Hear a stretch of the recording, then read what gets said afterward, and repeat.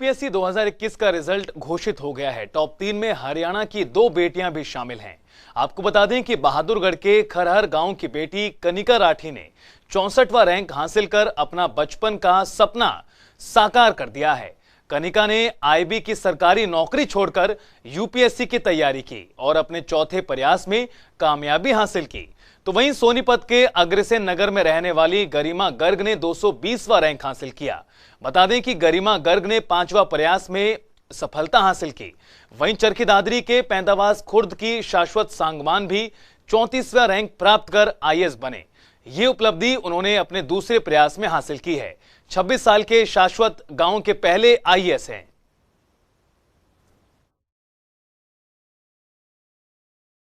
मेरा 64th अभी list में रैंक आया है।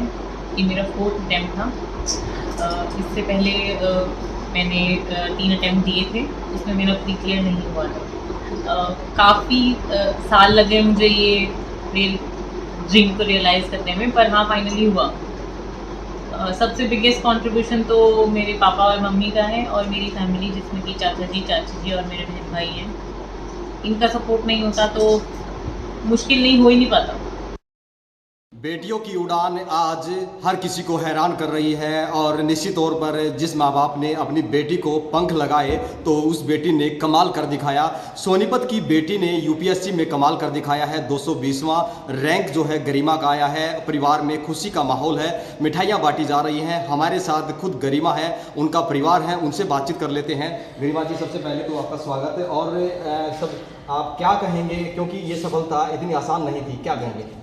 जी, बात आप बिल्कुल सही कह रहे हैं कि ये आसान नहीं थी। इसमें बहुत सारी तरह का सपोर्ट चाहिए होता है, फिज़िकल, मेंटल और पूरे दिन पढ़ना, सब कुछ छोड़ के बिल्कुल कि फ्रेंड्स क्या कर रहे हैं, रिलेटिव्स क्या कर रहे हैं, तो बहुत ज़्यादा मेंटल स्ट्रेंथ की ज़रूरत है। और उसके साथ साथ मुझे लगता है कि फैमिली की सपोर्ट की भी बहुत ज़्यादा ज़रूरत है। और मैं बहुत लकी रही हूँ इस मामले में, मुझे सबने बहुत ज़्यादा सपोर्ट किया है। आमतौर पर ये कहा जाता है जब यूपीएससी की तैयारी करते हैं तो रिश्तेदारों के घर जाना छोड़ देते हैं, शादियों में छोड़ देते हैं, मीठे का मन करता है, लेकिन कई बार सोचते हैं कि घर पे ही खा लिया जाए, शादी का लड्डू ना खाया जाए। तो क्या आपने भी ऐसा कुछ किया? सब मैं वैसे ही ज़्यादा जाना पसंद नहीं करती हूँ, लेकिन जब भी इवेंट्स हुए मैंने उतना तो मैं नहीं जा पाती थी, बट मेजर शादियों में मैं गई थी। तो ऐसा कुछ नहीं है कि पूरे दिन पढ़ना ही होता है। एक आप बाहर चले जाते तो आपको एक रिलैक्सेशन फील होता है, तो वो भी बहुत ज़्यादा ज़रूरी है। तो मैं ये नहीं कहूँगी कि पढ़ना बहुत ज़रूरी है। आप अपना रिलैक्सेशन किस प्रकार से करते हैं, क्योंकि पढ़ाई के आदमी उब भी जाता है, ऐसी बात नहीं है, तो आप क्या तौर तरीका अपनाते थे? समय किताबें मेरे को पढ़ने का काफ़ी शौक़ है और मैं थोड़ा सा टीवी सीरीज़ देख लेती हूँ। उसके साथ साथ मैं अपने सिबलिंग्स से बातें कर लेती थी जब भी मेरे को एंटरटेनमेंट की नीड फील होती थी, या आजकल जैसे मैं मम्मी पापा के साथ ताश खेल लेती हूँ, तो उन तरीक़ों से थोड़ा सा एंटरटेनमेंट चलता था। बिल्कुल, देखिए हमारे साथ उनकी माताजी भी हैं, खासतौर पे वो खुद एक टीचर हैं और उनका अनुभव भी काफ़ी कुछ दिलचस्प है।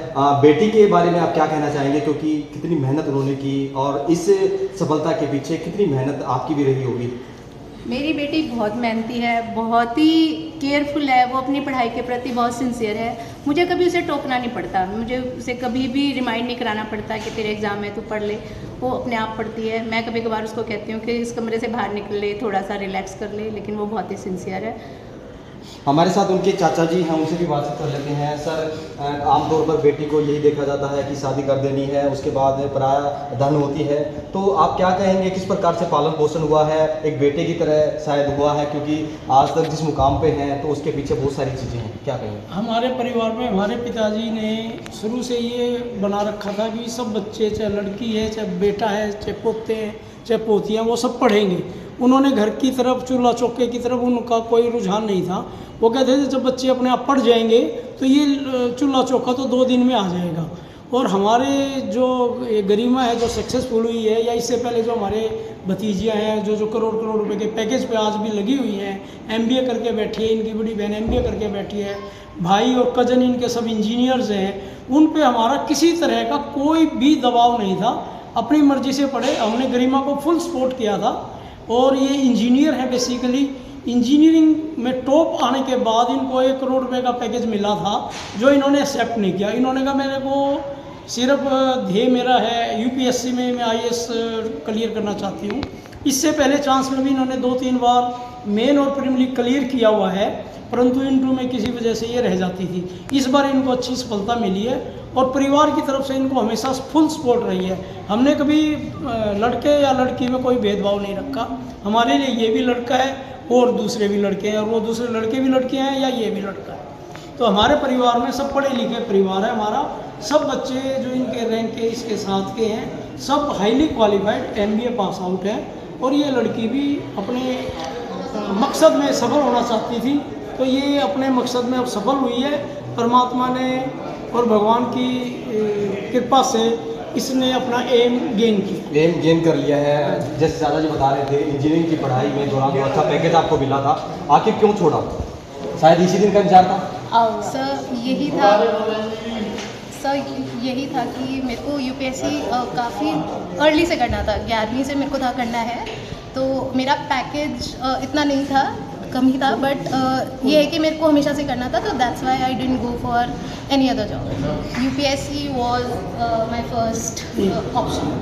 बिल्कुल, ये वो उदाहरण है जिसको इस बेटी ने कमाल करके दिखाया। जिस प्रकार से आमतौर पर ये कहा जाता है कि बेटी को अच्छे से खाना बनाना सिखा दीजिए और उसको अगले घर जाना है, लेकिन यहाँ पर वो तमाम प्रकार की बाधाएं और मर्यादाएं जो हैं उसको एक तरफ रख दिया, और उसके बाद जो परिणाम है वो सबके सामने है। आज इस बेटी ने 220वां रैंक हासिल करके ये साबित कर दिया है कि बेटियां केवल चूल्हे चौके तक सीमित नहीं रहती।